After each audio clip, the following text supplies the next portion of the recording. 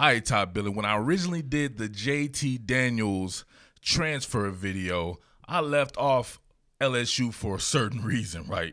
As you can see here, the teams that I thought could give him the best opportunity to get to the next level, because that's, for me, that's what it's all about when you're transferring and you're somebody like JT Daniels. You want to go to the most talented team that can get you to the next level. While I wholeheartedly believe Oregon presents that, for the fact that it's a high-level team that could very well find itself in the playoff, that is super loaded, there's not a better team than LSU if you're trying to get to the next level, especially if you're talking about a potential one-season scenario. LSU is stacked beyond belief. But the main reason I didn't want to suggest this for JT Daniels is I've already spent all this time talking about Miles Brennan, and the LSU brass has backed me 100% when I'm saying that Miles Brennan can be that dude with his rocket-ass arm. Much to my dismay, that the minute JT Daniels became available, I get inundated with inquiries about how do I think JT Daniels will fit in LSU's offense. And I'm like, what in the hell? Did we not just go through this the past however many months I've been talking about Miles Brennan since the season ended? It's a cold, cold world out there, man. So that's got me thinking, like, you know what? It's a business. The fans don't give a rip about somebody. This dude's been on campus for 4 years, biding his time, knows the system. At the very least, if he doesn't know Scott Linehan's offense as far as the passing game goes, he's been under Steve Ensminger his entire time there, right? He knows the actual offensive coordinator. It's his time to shine, but guess what?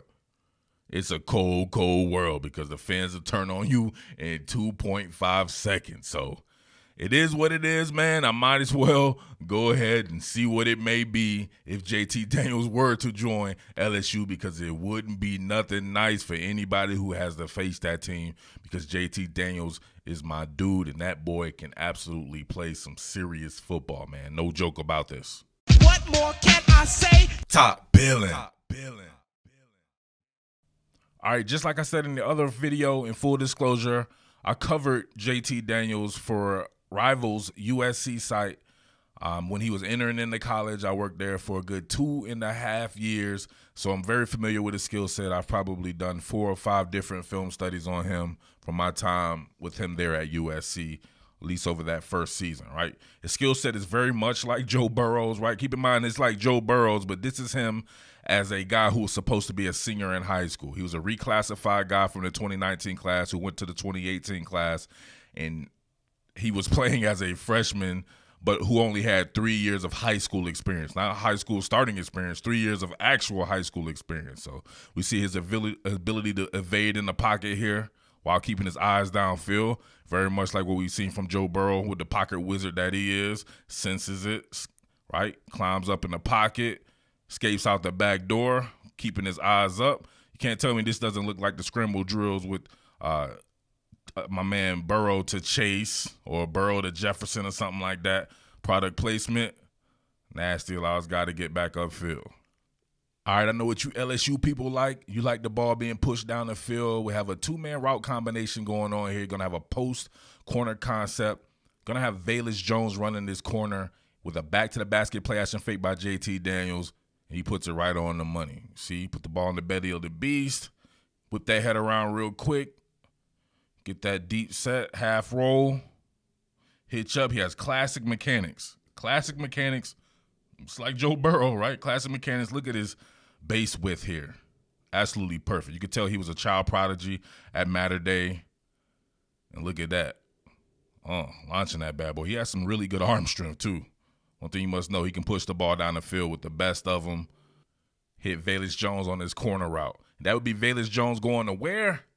Velus Jones transferred to Tennessee, so there's some connections there with JT Daniels. Of course, you have T. Martin, former offensive coordinator from USC at Tennessee. I like Tennessee a little bit better for JT Daniels, just for the standpoint that I want to see Mississippi Miles play. Mississippi Miles, baby. I want to see him slinging that rock downfield. But I know how you guys are, so you would take JT Daniels in a heartbeat. I want them to spread the wealth, right? You don't need LSU with multiple quarterbacks that can get the job done. So that's just me, though. All right, check this out. A little bit more of the arm strength in more of a conventional fashion. splitting the cover too, right? Getting the ball past the first level defender, the cornerback, and getting it there before the safety can get over there to help. It takes some arm strength to do this. We see him hit Michael Pittman on his fade route. Now look at it. Go past the cornerback. So he's staring this bad boy down. He knew exactly where he wanted to go. Now watch him. Rocket launcher. Turn it over right there. Now if this ball is a lollipop, it could be picked off by the underneath defender. And definitely you can get your guy lit up by the safety, or even he could get there, but he has enough arm strength to get it there. Pittman's able to kind of protect himself and get upfield a little bit. One of his better throws is the back shoulder fade. We can see a off-target dribbler here from the center. He's going to hit Tyler Vaughns at the top of the screen. Doesn't panic, even though he's a true freshman. Kind of looks off the safety. Now look at this. This was something that he does that I noticed. When he really wants to get it in there, he puts a little body English on it. Man, it kind of reminds me of, I don't know. I think maybe Brett Favre used to do that or whatever like that. Kind of a fall-away jumper on target to Tyler Vaughns. Gets a foot down. Money. All right, you thought I was playing about the back shoulder fade. I'm going to have a free runner here. Front-facing play-action fake. Man, right up in his face, but he throws with that body English. And he puts it right where only Tyler Vaughns can really get to this. Look at the air on it. And then back towards the sideline. Great adjustment by Tyler Vaughns for the back shoulder fade. 2 cheeks equal 1 feet, which never made sense to me because feet is plural. All right, last one right here. Check the other video for some film study from his game that he had before he got injured, the first game of last season.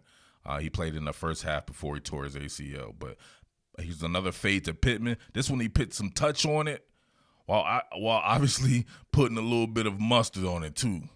Now look, he has a super quick release. That's something that I really like about JT Daniels' game.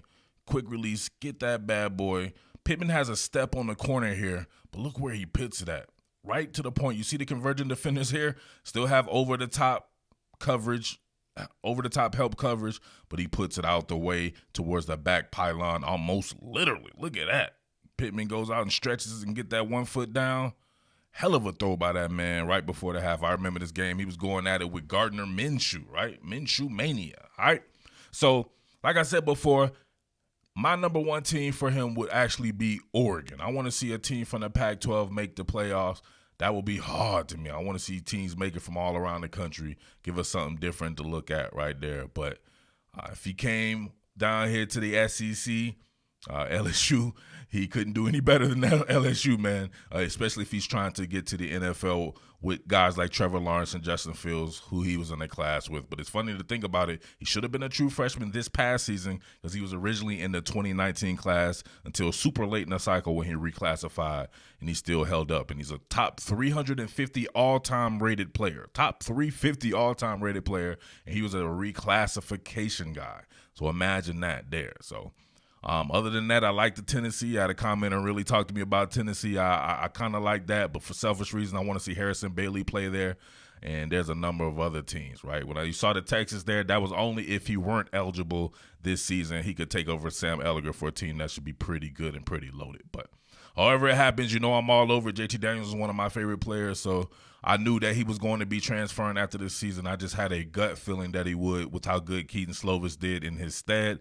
And there's no harm in that. People don't get on these kids when they make decisions for themselves because it's a short-ass life to play college football. And most of these guys out here, you'll never, ever see again playing football. So fans are too short-sighted. 98% of these guys you see in college football don't even make the NFL or barely make a dent in the NFL, in it for a couple of seasons, maybe on a practice squad or something. You don't see them anymore. So do your thing, JT Daniels. I'm with you wherever you go, man. You're one of my favorite players. If it's at LSU, though, that would be hard. I'm not going to lie. That would be hard. So let me know if you guys are out there. If you guys are riding with Mississippi Miles, let me know. If you want JT Daniels, let me know, right? Let me know right there in the comment section, all right? With that being said, you know who it is. It's your boy Murf Baldwin, the Underground King, top Billin Sports, and I am out. Peace. Yo, thanks for watching quality content. Make sure you subscribe, hit that notification bell, get all the notifications, but moreover, make sure you join Starting at $4.99 a month, just $4.99 a month, you can get exclusive content from your boy here at Top Billin. You know me, the Underground King, giving you those exclusive chats, exclusive rumors and news, and all the innuendo and hijinks you love from your boy. You can get it exclusively, all right? Let's go. What more can I say? Top Billin.